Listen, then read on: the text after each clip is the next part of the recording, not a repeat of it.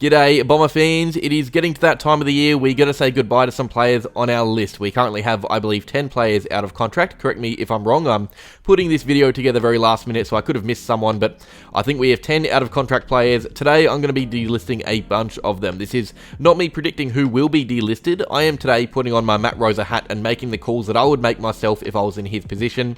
It's not as easy as delisting everyone and rebuilding. I suspect we're only going to say goodbye to overall maybe 8 or 9 or 10 players this year, including retirements and trades. So 2 are already gone in Heppel and Hunter, and Shield might be out the door as well. That means I'm going to get rid of between 5 to 7, around that mark, not giving away any spoilers. I'll be thinking about needs and form and age and everything really. There are some controversial calls I've made. I know some of you won't be happy, so leave your comments down below. And by the way, this is just out of contract players I'll talk about today. I do think I will make a whole list video at some stage though. That will be a fun little video, but let's just get on to this one. Alright, before I crack in, I'm just going to show you guys the players I will be talking about, so there's some context. These are who I am either signing on or delisting. Jones, Kelly, Stringer, Davey, Baldwin, Guelfi, Hind, Weideman, Wanganeen, and Setterfield. I saw a report that Todd Goldstein actually has another year on his contract. I don't know if that's true or not, but he is not showing up as an out-of-contract player online either, so I'm going to assume we randomly signed him on for 2 years. Good job, Dodoro. So today, these are the 10 that I'll talk about. These are the 10 listed out-of-contract players that we currently have on the list. I'll go through them individually and delist or keep them, and you guys can do the same in the comments down below. Alright, starting with one of the easiest choices of the video, Harrison Jones. I was talking with the boys over at Absolutely Essendon last week, and we chatted a bit about Essendon players that had improved, and together we could only think of 3 or 4 that have gone forwards in their development this year. Durham and Caldwell were the easy shouts that have skyrocketed, but after them, the only player that has clearly shown signs of improvement this season is Harry Jones, and it's interesting because he was actually dropped after round 1. We were talking about his future with the club, if you remember, where he would be at the end of the year, but he's genuinely been pretty good, and spoiler alert, he's currently with 1 round to go, narrowly leading the Everything Essendon Role Player of the Year award. He's been shifted to a new wing role, usually opposite Nick Cox, who has played wing most of his career, and Jones already looks a better option than Cox there. His gut running and contested marking makes him a dangerous option drifting forward.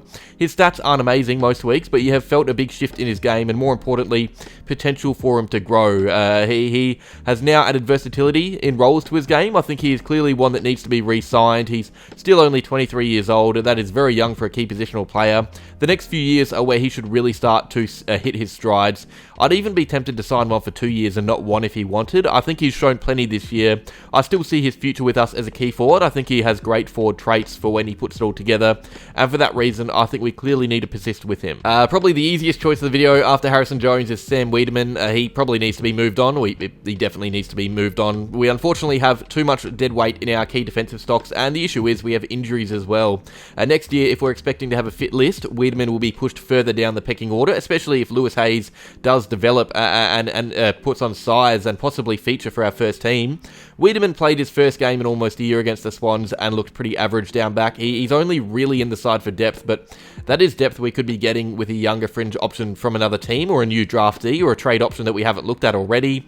I still think we have holes down back in this position. Aside from Mackay and Ridley, who is really a key defender that we can rely on? Reid is constantly injured. Cox is just not it. Laverty wasn't in our best 23 to start the year, but has played almost every game because those around him are falling like flies. If Weideman was really going to be a good depth player, he would have played more this year, so yeah, Weideman has to go. Credit to him for playing well in the reserves, but unfortunately he just isn't an AFL player for me. Tex Wanganeen, look, again, credit for redeveloping himself as a defender and ending the year playing good VFL footy, but I think he just has to be delisted as well. He just hasn't shown enough in his short career. He played a handful of games up forward in his first season, but since then, he's only really played a few good games with the club in the reserves. It was a risk taking him in the first place, but one that was really worth it when you remember he was just an SSP signing. They rarely end up like Nick Martin did. These SSP signings are guys that were overlooked both in the national draft and rookie draft. It's not like it's a big fail from our list management team. There were signs there. He was a very raw but clearly talented player, and I still think there is a chance he eventually gets it all together later down the track to become a handy footy player. He's exciting with ball in hand, but I think now that he is out of contract, turning 21, been in the system for, 3 years, I think now's the time for us to move him on and give that list spot to another young kid instead. He hasn't played AFL footy or been close to playing AFL footy for 2 years, and in that time, guys like Archie Roberts have overtaken him in the same position, so yeah, Wanganeen should and will be delisted. Kaine Baldwin, we are starting to get a bit more ruthless here. I do think he could be a handy player if he gets his body right. The issue is, can we really just touch wood and hope he gets his body right? As I said earlier, our key defensive stocks are worn thin due to injuries. Zach Reed's more injury prone than anyone I've ever seen. Nick Cox hasn't had a great run of it either. We can't really afford to have another young key defender on our list after those guys who are contracted. We can't offer another injury prone key defender a contract. We can't have a repeat of this year where we're having to play Sam Weideman in the AFL team because of injuries. And we can't really justify adding players to that position, other players from outside the club, to that position when we have others on the list taking up spots even if injured. The best way to add serious depth to positions is to first get rid of the dead weight, which is just lying there. We actually have 8 key defenders on our list, including Nick Cox, who is a bit of everything. Last round, we only played 1 in the VFL. That to me isn't depth, that is an injury-prone zone of the field that needs to be fixed. Weideman needs to go because he isn't up to AFL standard. Kaine Baldwin needs to go simply because his body isn't made for AFL footy. Even before we took him, there was a risk. He had 2 knee reconstructions, I think. Since then, he's played 8 AFL games, most as a forward that didn't really work out, and this year he's not been medically cleared to play or available for a single match, VFL or AFL. He's been injured for the entire season. I think it's time to move him on. It's unlucky because he hasn't really done a lot wrong on field, but I just don't think it's smart to have 3 injury-prone young keybacks on our list all at the same time. Matt Guelfi, I think he's done enough this year for us to keep him. He unfortunately has battled some injuries that have interrupted his good form, but he's got a clear role when he plays with us and is clearly a best 23 player in our side. He adds a real pressure to our system. His forward pressure is valuable, and he's played great shutdown roles on some of the best defenders in the league. He's still living rent-free in the heads of James Sicily and Lachie Whitfield. He kicks goals too, 15 goals, 10 from 12 games. That's a decent output for a role-playing forward.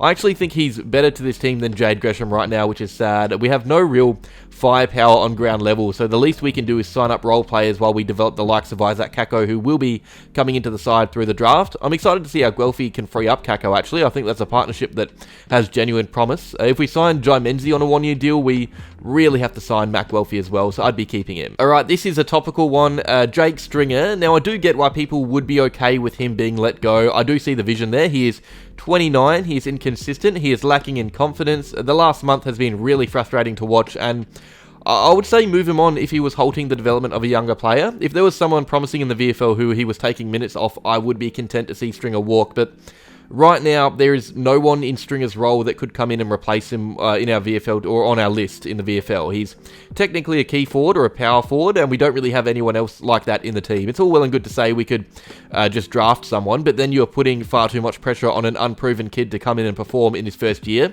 In fact, I like the idea of drafting a Stringer-like player, but only if he can learn under Jake Stringer for a season or two. Train with him, learn his craft, and then take his spot. Because right now, Stringer is simply put our best goal scorer as well, or equal best goal scorer. He has 40 goals this year, the same as Kyle Langford. All in all, if you put together the year as a whole, he's actually been alright. He's kicked the 13th most goals this year in the entire competition. It'd be very harsh to delist him, especially when we are lacking in his role. We already have a struggling Peter Wright on the list, and Nate Caddy is promising but raw, and arguably more inconsistent right now than Stringer due to the fact he is a teenager. I think we really do need Jake on our list for at least 1 more year while we try and build up some young kids around him, not instead of him. So I'd definitely be keeping Stringer. I get the frustration, but you can't get rid of guys just because they're in poor form. Getting rid of Stringer would hurt our list more than it would help it. If we managed to get Zerha through the doors, it would be a different story, but we didn't, so Stringer has to stay. Alright, Nick Hind. Here is where we get to some proper brutal calls. I love Hind. I think he's a character. He's a really entertaining player to watch, but this year has proven to me that he just isn't really going to be a part of our future as a club. His role in the club is becoming less and less clear with every week. I think his style of play worked well under Rutten, but with Scott, that run and gun chaos footy just isn't what we're after. It's why he's changed roles into that winger or small forward. And right now, he's stuck behind Jai Menzies in the team. Unfortunately for Hind, he's going to fall further down the pecking order when Isaac Kako comes into the club. Guelfi's returning from injury. Martin might move back onto a wing. Roberts can play halfback. The more Hind doesn't play, the less likely it is for him to have a role next year. I think it's time to make those calls that annoy fans. I personally really like Hind. He's been a nice little pickup for us for a packet of chips. He had a good season back in 2022, or 2021, I think, actually.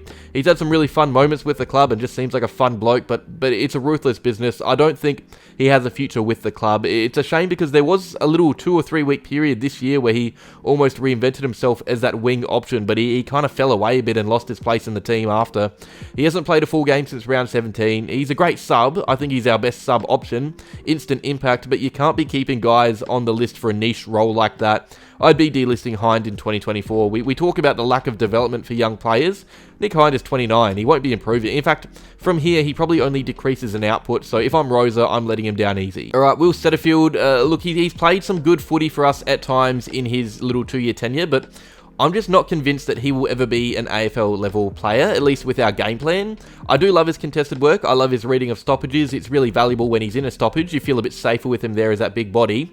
But around the ground, he's just not up to the speed and never really has been. It's been a big criticism, and we've seen it a lot this year. A team that is so poor at defending and moving footy needs midfielders that run both ways, and Setterfield, unfortunately, just hasn't ever convinced me that he can really do that. He's been put in defensive roles in D50 at times, but when he's playing in the midfield, he rarely makes himself known to both ends of the ground. He isn't really a modern type of player for this quick game.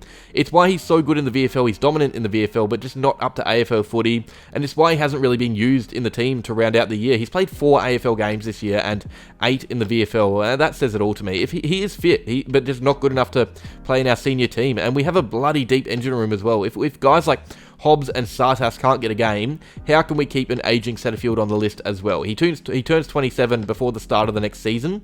Ideally, we move on Shield and Setterfield and put more time into the young group we currently have, maybe adding another one in the draft as well. I'm going to be delisting Setterfield. Alright, this one might piss a few of you off. Jayden Davey, I'm going to be moving him on as well. I don't know if the club will, and if they don't, I won't be mad. This is a much tougher call to make, but I just think our small forward line is beyond weak right now. There's no hope there, I see. And the issue is, it is deep. Gresham, Guelfi, Perkins, Davey Jr., Jai Menzie, Isaac Kako joining next year. Jayden Davey would be the 7th in the pecking order. That is 7 general forwards on the list and no impact at all. It is a horrible small forward line, but a really deep one. So we need to be cutting it.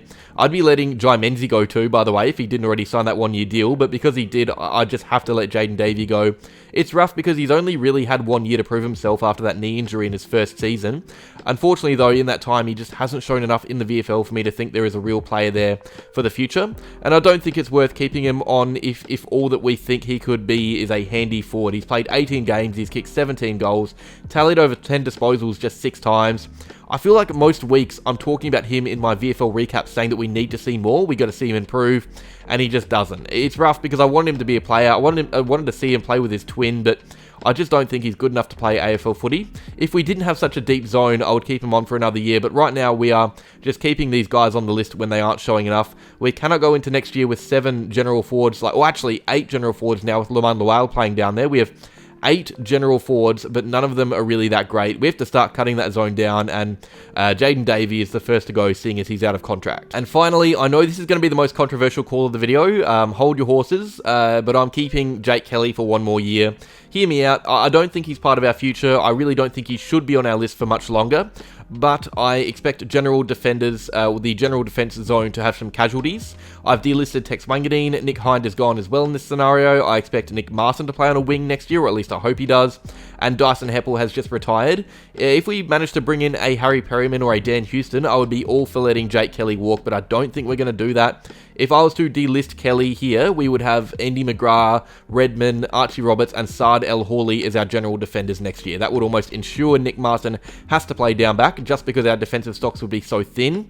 I think with Heppel gone as well, you need some leadership. Even if he's playing in the VFL most weeks, Kelly, just around at training, you need someone to guide the likes of Roberts and El Hawley. Again, I don't think Kelly is a part of our future. He's about to turn 30, but I really don't think you can cut a list that deep and be better off for it. You're leaving yourself with no depth if you get rid of Heppel, Wanganeen, Hind, and Kelly. You need to keep one of them, and Kelly is the one this year that has actually been playing regular footy for the club. I'd give him a 1-year deal, draft or trade in another defender as well, and then let him go the year after that. Controversial maybe, I know a lot of you won't agree with that because Kelly is a very unpopular player. Again, I don't think he's a part of our future, but I think it's probably worse to just get rid of every defender we have, to be honest. Alright, so here on screen is every decision I've made. In this scenario, we're keeping Harry Jones, Matt Guelfi, Jake Stringer, and Jake Kelly, and we'd be delisting a whole bunch of players: Weideman, Wanganeen, Baldwin, Hind, Setterfield, and Davey. Some young, some old. I've delisted 6 in this situation, which means that is, what, 8 gone with Hunter and Heppel and possibly a trade or two as well. Look, I think the club needs to be ruthless. That's why I've moved on Davey and Setterfield and Hind, but also a bit smart, which is why I've kept Jake Kelly for 1 more year. I think these are good shouts. I know some will disagree. I know plenty will disagree. Let me know what you think down in the comments. I'd love to hear your thoughts. Keep in mind, we can't just delist everyone. We currently have 3 draft picks and are linked to pretty much no one this trade period. That's why we have to keep a few on our books. But that is all. Cheers for watching. Like if you enjoyed the video. I had fun making it. Subscribe if you're new. And as always, go Bombers.